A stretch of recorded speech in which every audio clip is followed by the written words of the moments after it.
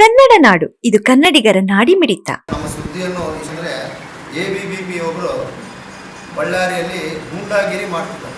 ಹೋರಾಟ ಅಂತ ಹೆಸರು ಹೇಳಿಬಿಟ್ಟು ಗೂಂಡಾಗಿರಿ ಮಾಡ್ತಾರೆ. ಅವ್ರಿಗೇನು ಮುಖ್ಯ ಉದ್ದೇಶ ಏನಂದರೆ ಶಾಸಕರನ್ನ ಟಾರ್ಗೆಟ್ ಮಾಡಬೇಕು, ಸರ್ಕಾರನ ಟಾರ್ಗೆಟ್ ಮಾಡಬೇಕು ಅಂತ ಹೇಳ್ಬಿಟ್ಟು ಒಂದು ಯಾವುದೋ ಸ್ಕೂಲ್ದು ಹಳೆಯ ವಿಡಿಯೋನೋ ಅದು ಹೊಸ ವಿಡಿಯೋನೋ ಗೊತ್ತಿಲ್ಲ, ಅದನ್ನು ಒಂದು ಮಹಿಳೆ ವಿಡಿಯೋನ ಸ್ಮೋಕ್ ಮಾಡ್ತಿರೋದನ್ನ ವೈರಲ್ ಮಾಡಿದ್ದಾರೆ.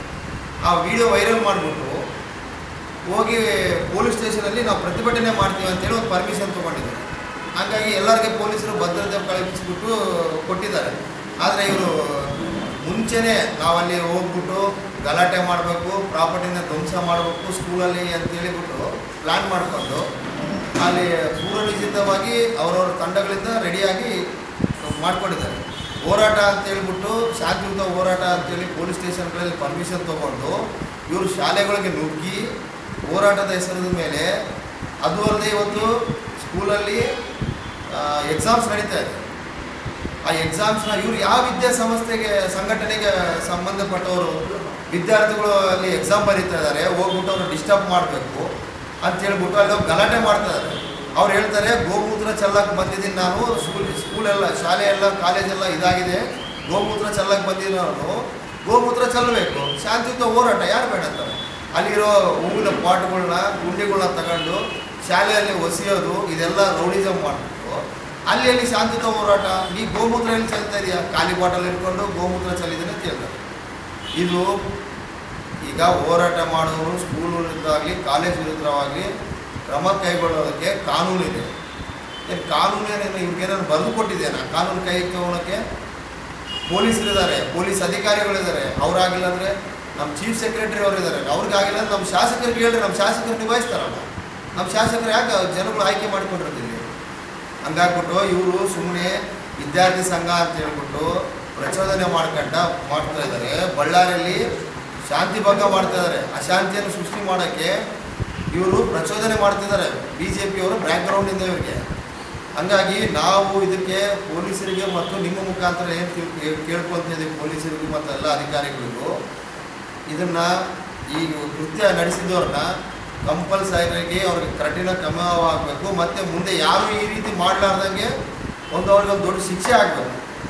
ಹಂಗಂತೇಳ್ಬಿಟ್ಟು ನಮ್ಮ ಎಲ್ಲ ಯೂತ್ ಕಾಂಗ್ರೆಸ್ ಅವರು ನಾಳೆ ನಮ್ಮ NSUI ಮತ್ತು ಎಲ್ಲರೂ ಇದ್ರೆ ನಮ್ಮ ಕಾಂಗ್ರೆಸ್ನ ವಿದ್ಯಾರ್ಥಿ ಘಟಕಗಳು ಎಲ್ಲವೂ ಹೋರಾಟಕ್ಕೆ ಇಳಿತವೆ. ಅವ್ರ ಮೇಲೆ ಕಾನೂನು ಕ್ರಮ ಆದಮೇಲೆ ಅವರು ಯಾವ್ಯಾವ ಸಮಸ್ಯೆಗಳನ್ನ ಎಲ್ಲ ಇಲ್ಲಿ ಎತ್ತಿಡಿದಿದ್ದಾರೋ ನಾಳೆ ನಾವು ಯೂತ್ ಕಾಂಗ್ರೆಸ್ ಅವರು ಬಳ್ಳಾರಿಯಲ್ಲಿ ಎತ್ತಿಡಿತೀವಿ.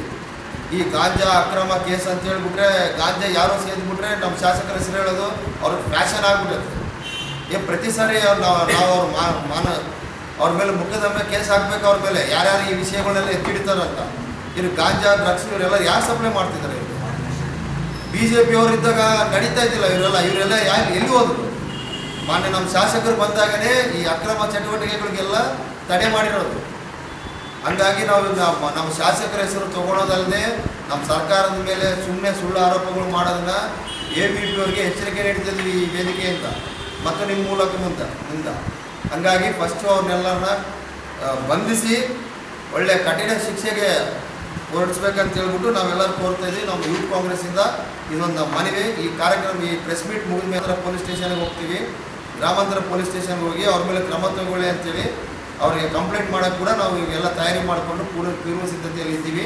ಈ ಮೀಟಿಂಗ್ ನಂತರ ಸೀದಾ ನಾವು ರೂರಲ್ ಪೊಲೀಸ್ ಸ್ಟೇಷನ್ಗೆ ಹೋಗ್ಬಿಟ್ಟು ಕ್ರಮ ತೆಗೆದುಕೊಳ್ಳಿ ಅಂತ ಹೇಳ್ಬಿಟ್ಟು ಅವ್ರಿಗೆ ಪೊಲೀಸ್ ಇನ್ಸ್ಪೆಕ್ಟರ್ ಅವ್ರಿಗೆ ಮನವಿ ಮಾಡ್ಕೊಳ್ತೀವಿ. ಡಿ ಕಾಲೇಜಲ್ಲಿ ಅದು ಹಳೆ ವಿಡಿಯೋ ತಗೊಂಡು, ಅದು ಸಿಗರೇಟ್ ಸೇದಿದ್ದು ವಿಡಿಯೋವನ್ನು ತಗೊಂಡು ಅವರು ಅದಕ್ಕೆ ಗಾಂಜಾ ಅದು ಇದು ಅಂತ ಹೇಳಿ ನಮ್ಮ ಶಾಸಕರ ಹೆಸರು, ನಮ್ಮ ಶಾಸಕರ ಮೇಲೆ ಅವ್ರ ಮೇಲೆ ಅವಮಾನ ಮಾಡೋದು, ಅವರು ಈ ಥರ ಇದ್ದಾರೆ ಅಂತ ಹೇಳೋದು.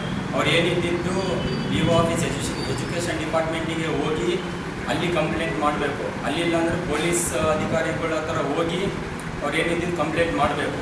ಅವರೇ ಕಾನೂನನ್ನು ಕೈಯಲ್ಲಿ ತಗೊಂಡು ಹೋಗಿ ಅಲ್ಲಿ ಅವ್ರು ABVP ಅವರು ಡಿ ಕಾಲೇಜಲ್ಲಿ ಹೋಗಿ ದೌರ್ಜನ್ಯ ಮಾಡೋದು, ರೌಡಿಸಮ್ ಮಾಡೋದು, ಈ ಥರ ಎಲ್ಲ ಮಾಡಿದ್ದಾರೆ. ಅವ್ರ ಮೇಲೆ ಏನಿದ್ದಿದ್ದು ನಮ್ಮ ಪೊಲೀಸ್ ಅಧಿಕಾರಿಗಳು ಅವ್ರ ಮೇಲೆ FIR ಮಾಡಿ ನಾವೀಗ ಹೋಗಿ ಕಂಪ್ಲೇಂಟ್ ಮಾಡ್ತೀವಿ. ಅವ್ರ ಮೇಲೆ ಏನಿದೆ ಅವ್ರ ಮೇಲೆ ಕಂಪ್ಲೇಂಟ್ ಮಾಡಿ FIR ಮಾಡಬೇಕಂತ ನಾವು ಇವಾಗ ಮಾಡ್ತೀವಿ. ಸಬ್ಸ್ಕ್ರೈಬ್ ಮಾಡಿಕೊಳ್ಳಲು ಕೂಡಲೇ ಪಕ್ಕದಲ್ಲಿ ಕಾಣುವ ಬೆಲ್ ಐಕಾನ್ ಕ್ಲಿಕ್ ಮಾಡಿ ನೋಟಿಫಿಕೇಶನ್ ಪಡೆಯಿರಿ.